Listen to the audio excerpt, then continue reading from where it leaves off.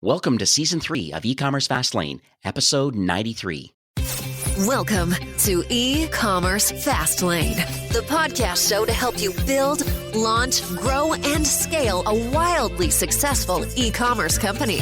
Listen to real conversations with proven practical strategies and success stories. Learn how to generate more traffic, more sales, more profit, and customer lifetime value for your Shopify store.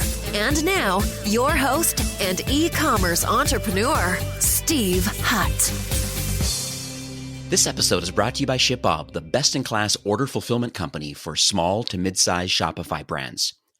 ShipBob powers 2-day and 3-day shipping and fulfillment for thousands of direct-to-consumer brands.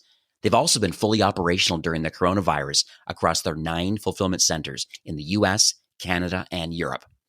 ShipBob is also a tech-enabled 3PL that fulfills e-commerce orders for direct-to-consumer retailers. Their mission is clear: to make your Shopify brand successful by providing best-in-class logistics so your customers don't go elsewhere. With reliable fulfillment services, warehouses near your customers, and connected technology that powers the fulfillment network, they will help improve transit times, shipping costs, and the delivery experience for your customers. So check them out today at shipbob.com. Hey there, it's Steve, and welcome back to the eCommerce Fastlane podcast. Now, if this is your first time listening, this is an e-commerce show where we have honest and transparent conversations about building and thriving with your store powered by Shopify or Shopify Plus. Now, new episodes are available each week with your favorite podcast player through iTunes, Stitcher, Google Play, and Spotify. Or you can also sign up online at ecommercefastlane.com and be notified when a new show is being released. Now, my guest on today's episode is David Waltzman, who's the Director of Strategic Partnerships from a brand called Feedonomics. And what they do is they combine the best-in-class technology and service to list your products everywhere where people are shopping online, including Google Shopping, Amazon, Facebook, and more. And Feedonomics really is a service for many of the world's largest advertising agencies and brands, and including 30% of the top 1,000 internet retailers. So it's a pretty powerful solution. And it's interesting where it actually pairs data and the human element. They're not strictly just a data aggregator and transferring data over to these marketplaces. There's actually a human being that actually gets involved. And that's the reason why I had Dave on the show today, because I really want to share why they're unique and different to the marketplace. So hi, Dave. Welcome to eCommerce Fastlane. Thank you for having me. I mentioned a little bit at the top of the show, but on a high level, what does Feedonomics do and what problem are you aiming to solve for Shopify brands and store owners? Feedonomics is a product feed platform that lets you easily optimize and list your products on hundreds of different advertising channels, marketplaces, social, and affiliate channels. We take your products from your Shopify store, optimize them in Feedonomics, and then get them listed on any shopping channels such as Google Shopping, Amazon, Facebook, Instagram.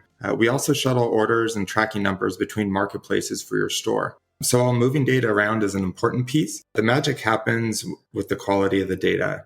So while there are lots of apps that let you set it up once and never look at it again, we take a different approach. The same way you wouldn't set up an advertising campaign and never look at it again, we believe that you can't have it all set and forget when it comes to product data. That's why we are full service. We have a team of 150 experts around the world and provide 24/7 support to our clients, helping improve their product data and solving errors that inevitably arise. Yeah, that's one thing I noticed too. I said at the beginning, but I think it's very unique that you actually pair up a Shopify brand with an account person who actually is responsible and accountable. And I think you've used the words on previous calls. I do have brands that I manage that are using your service. And I remember you mentioning to me saying, hey, Steve, every single month we have to earn the business of the brands that we manage. So it's more than just spending $50 a month, $100 a month, or using some free connectors of the Shopify product catalog to these marketplaces. Those sorts of apps are available and they just kind of do what they do, just a direct sync. But nobody is really involved in working the program, working the data, and really understanding, are there things that we can do through variants, through pricing? And there's so many different options that people just don't think about. I think that's the benefit of Feedonomics is every single month you're earning the business of the customers that you do have. And I think that's really admirable. Awesome. Thank you. So let's talk about the founder's journey a bit. I'm always fascinated by why people build what they build. So are you able to share what you believe uniquely positions the founding team? I guess, number one, to have the desire to build the platform, and number two, to have the expertise to even want to create it. Well, the story started back when Brian and Robert were working at a large agency in LA, managing advertising campaigns and product data for over 50 large retailers, including some pretty large traded companies whose stock price relied on their work. They were testing and tried out some legacy feed platforms out there in the marketplace, but became quite frustrated with the shortcomings of those platforms. Some were incredibly manual. You'd have to optimize one product at a time, or others couldn't handle more than 10,000 SKUs. Some had terrible support. You would ask a question and they wouldn't answer it for a week. Meanwhile, your performance is down and you could be out tens of thousands of dollars in revenue. So armed with this, and the fact that Brian and Robert were coders, they set out with a vision of creating a leading platform in the industry. Quickly realizing that other agencies and brands also had the exact same problem, Feedonomics was born. Since they lived the challenges and solved their own problems, the pitch was extremely compelling. But, it's still a challenge in the beginning. Feedonomics isn't backed by any venture capital money. The money put into the business came from the founder's own pockets, and they keep reinvesting it every year. Every major decision, is fairly carefully weighed since it's their own finances at hand. And the persistence has paid off because we've made great strides since the early days. But all that being said, there has been some growing pains related to our rapid growth. We've been taking these lessons learned and really created a unique company, not only in terms of the technology, but also the service, commitment, and culture to our clients. Thanks for sharing that. One thing I was thinking about with the data itself, because once again, those listening today, most will have a Shopify store. Some are likely using either a competing product, either like a data kind of aggregator type solution, or some of the free solutions that Shopify has available in the Shopify App Store. And so what I'm trying to figure out a little bit here, and I have these calls all day with my merchants. How do you know if the data that's going out to these marketplaces, how do you know if it's good or bad product data? Because I'm always worried about the discoverability of it, and if in fact what's being sent over these marketplaces is actually giving you the best opportunity for growth. So I just would love to hear how Feedonomics fits into that equation and understands what good or bad product data might be. More often than not, the way you have your product data in your Shopify store isn't the way you want it on your advertising channels. On your website, you often want nice and sleek titles, brand, color, size. Those attributes aren't really necessary because people already know why they're there, and it may be listed in other places on the PDP. But brands like Nike, for example, won't put Nike in their product title or even tell you what it is. It might just say Air Jordan, right? But when you're on a platform like Google or Amazon, you're going to want to have a much more structured approach. Something like Nike Air Jordan basketball shoes, size 12, black. Ultimately, you want to make sure that your product data is structured in the same way that people are looking for it, because it helps improve relevancy and it decreases the amount you have to pay for bids. So you want to make sure to have your brand, your color, size, and other descriptive nouns and adjectives in your product titles. We actually built a tool called FeedGrader that's able to show you all the low-hanging fruit with your product data, as well as how to improve it. Is that FeedGrader solution, is that a link off the Feedonomics website? It's inside of our platform. You're able to access it at any point in time. And it within moments, it gives you a brutally honest evaluation of your data quality. Okay, well, that's good though. I mean, that's good to hear. I'll make sure I put that in the show notes, kind of where it is and what it does. I'm sure there's a blog post or two about the benefits of wanting to run that through. And I know we talked offline, which we'll discuss a little later on in the show, about maybe getting an audit of your data feed and stuff like that, and just to help out those that are listening today.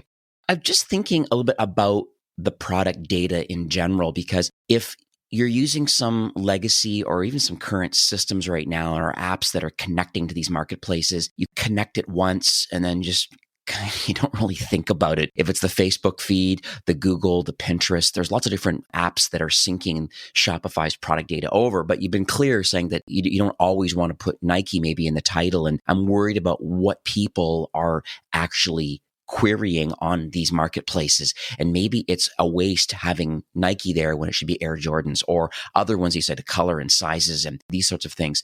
And so how does Feedonomic improve or continually improve this product data like for these marketing channels? Well, first, I would say that you should constantly be looking at your product data. Many stores are adding products all the time. If you're in apparel, it may be related to seasons, or if you're in consumer electronics, there might be more of an annual cycle. But the assortment's always changing, and you want to be reviewing what's in there. Mm-hmm. I would also recommend, searching for products and making sure that they're showing up when relevant keywords are entered in your desired channels. For example, if people are searching sneakers instead of Keds, maybe you need to A/B test different titles. We built a nice workflow around this with the tool called Feetelligence, and we're able to look at converted search terms and opportunities for A/B tests at a category level. And we've seen performance boosts up to 50% by having those better titles. We can also always check the Seller Central or Merchant Center accounts to troubleshoot for standard errors and disapprovals. If you don't, a good percent of products could be ineligible and you may not even be aware.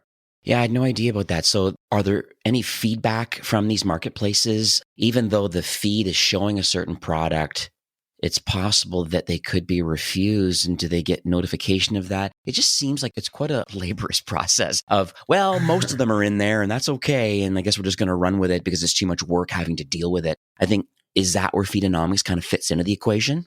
Absolutely. It's common when we get a new client. What they understand is that they have data from their Shopify and that they're sending data to these different channels, but they don't always understand everything in between. And it's not uncommon to see a fair amount of the catalog not actually being advertised.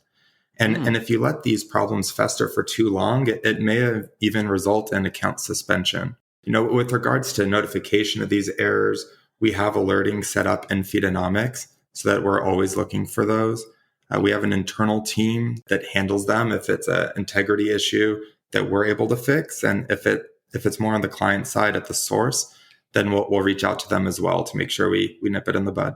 This is going to be an interesting question for you, I think, because I have a lot of brands that are in regulated markets. So they're either in cannabis or they're in CBD or hemp or a few others like that. I'm just curious, based on the fact that you have like thousands of customers that are using your platform, are any in those regulated markets? And then because these marketplaces, for sure, Google and Facebook are very particular on the type of language and type of products, if it's, gambling or adult or regulated CBD and cannabis and stuff, it's just like, no way. So just curious on the pulse on the ground today about how can people in regulated markets potentially use Feedonomics as it relates to these marketplaces? It's definitely a changing time. I'm sure that the stance on it today is different than it was several months ago, and same looking out another several months. I would say that the big ones, like let's say guns, drugs, things like that are obviously banned on Google Shopping. But that's not to say that those same rules apply everywhere. We have some clients in the guns and ammo space, and there's other destinations and CSEs that just focus on ammo, as an example. I see. And so we definitely are familiar with where to go. So there's more than just like the major players. There's also some niche marketplaces that can still have these feeds go out to and can help gain some traction in these products. Absolutely. We send data to hundreds of channels around the world. So let's talk about these channels. Like, what channels do you see gaining the most popularity today? Like in light of COVID, this kind of social distancing, work from home, self-quarantine. There's all these things going on in the world right now. Would love to hear what you see as success and what it looks like today. It seems that anyone with an audience is leaning towards becoming a marketplace, which is really interesting to see because it changes a lot of business models. But essentially, folks want to better compete with Amazon. They don't want their customers to go somewhere else when it's time to buy. And so we're seeing that in many places. We're also seeing Google, the 800-pound gorilla with PLAs is, getting into the marketplace space with Google Shopping Actions. Instagram launched checkout on Instagram. Facebook launched Facebook Marketplace. And so I think we're going to see more and more of these being released faster and faster. The biggest channels, that we've seen are these marketplaces that are attached to social, like Pinterest and Snapchat. I would say, it's really best to get in early on these opportunities before they become very competitive and saturated. Yeah, and I probably would add, I've also seen ads and things that are happening right now with TikTok, and it's really growing also. Are you seeing that on your end also? TikTok is definitely new and growing. My personal opinion is I think it will be very meaningful one day. We're still exploring, how feeds are going to look in that world. Mm-hmm. But I definitely think it's going to have a greater presence. So this show has, I'm sure you can appreciate this, but has a really diverse range of listeners. Some in the early stage, some in the mid-market, and lots of enterprise people on Shopify Plus that are listening to the show each week. Since you have access to so many entrepreneurs, are you able to give us some advice of what you believe early stage entrepreneurs, their store's built on Shopify, it's probably still a side hustle for them. They're probably still working 9 to 5. What sort of advice would you give them today to help them continue to grow? Make it easy for your customers to find your product. Unique names are really cool and could be differentiating, but you need to make sure that someone's going to get to that page so that they can buy your product. So make sure your Shopify experience is user-friendly. I would also say to make sure that your product attributes are as optimized as possible. Right? Making sure you write your titles in similar fashions, to each other, but also as to how people would be searching for your products on Google or Amazon, and all of that will help keep your costs down. Now, what about those listening today that, like I said, they're more in the mid-market? They would have a small team. They may outsource some of their marketing efforts. Sometimes it does make sense sometimes to double down your strengths and kind of outsource the rest. And maybe that is where Feedonomics is fitting nicely into the market. But what do you believe, either the executive team or the marketing team, what should they be working on in the mid-market? At risk of sounding like a broken record, I would say to look at your product data. Yeah. It's there. It's always changing. Your audience may be changing. You want to stay on top of that. We would recommend not sending data straight from Shopify to those different channels that you're interested in, whether they be social, PPC, or marketplaces. It's really important to optimize for each channel specifically. If you don't, you probably won't perform that well. And if you do get sales, the conversion costs are going to be higher than they need to be. I would also recommend that if you need to, focus in one area to really lay a strong foundation, we see that as Google Shopping. A lot of different destinations derive their feed specs from Google Shopping, or will even take a plain Google Shopping feed. So we really recommend cleaning that up first and using it as the master before creating all the variants. There's also some other channels that can be low-hanging fruit to grow. We see a lot of activity on Facebook with their dynamic product ads, as well as Microsoft ads. And you really don't need a large budget to get started. So we recommend exploring those for sure. And then, as far as, staying omni-channel, which I think is what everyone wants to do these days, and keeping profitability up, you just always have to be on the lookout for what's new and not be complacent with what worked last year.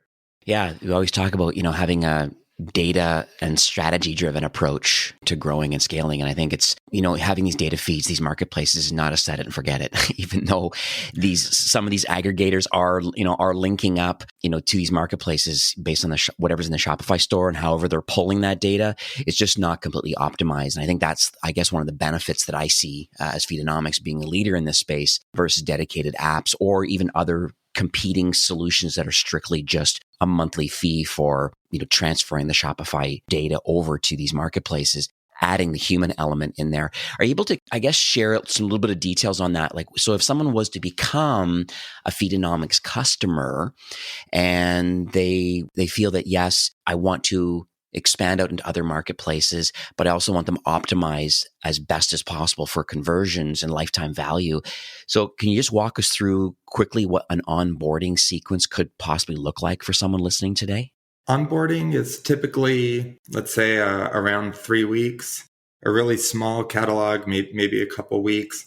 There's a lot of blood, sweat, and tears that goes into that from our onboarding team. I would say that the largest time factor is typically communications back and forth with the client.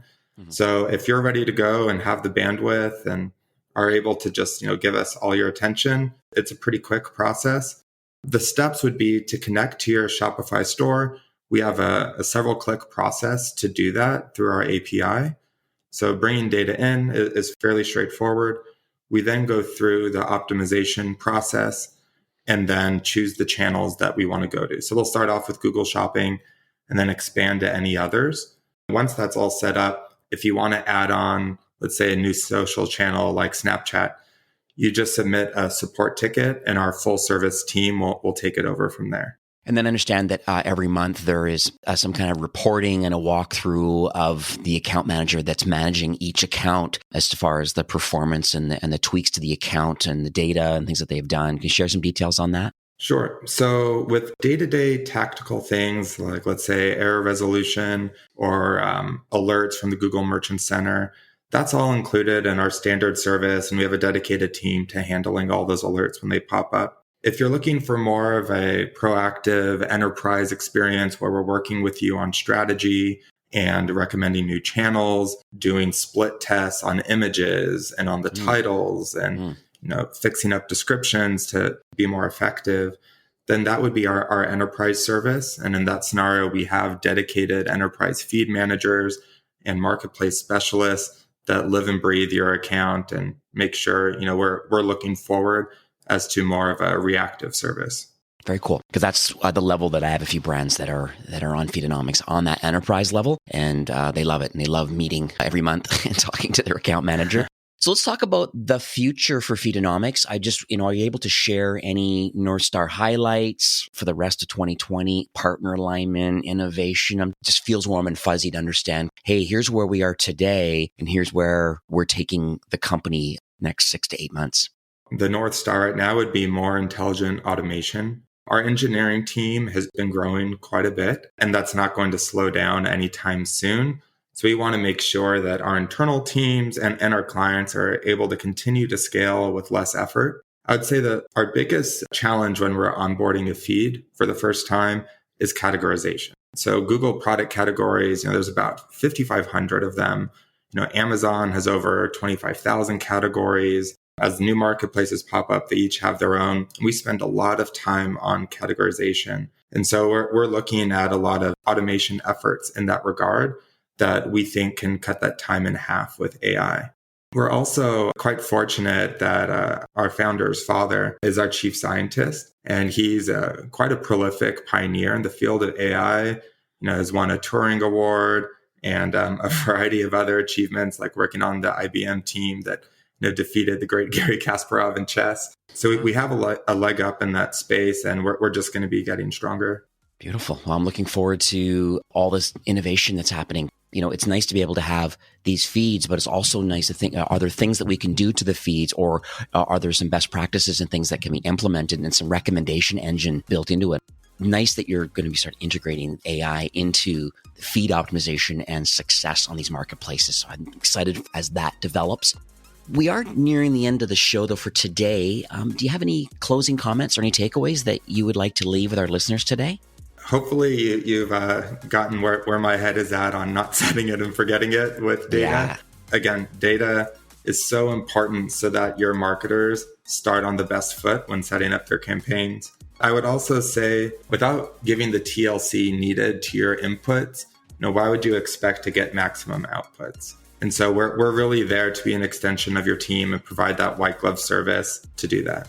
Very cool. And how can people learn more about the Feedonomics solution? You could check out our website, feedonomics.com. We're also on all the common social medias as well. Just look for Feedonomics. I mentioned this before, but we spoke offline before recording this morning, and I understand that you'd like to offer a complimentary kind of feed audit for those that are listening today, just to see if Feedonomics is a potential opportunity for those listening today. Can you share some of the details on how they can take advantage of that? In the notes for this show, you'll see a link for that complimentary feed audit. This takes us a few days to turn around. There's no commitment associated with this. We think it just provides a lot of great knowledge for you.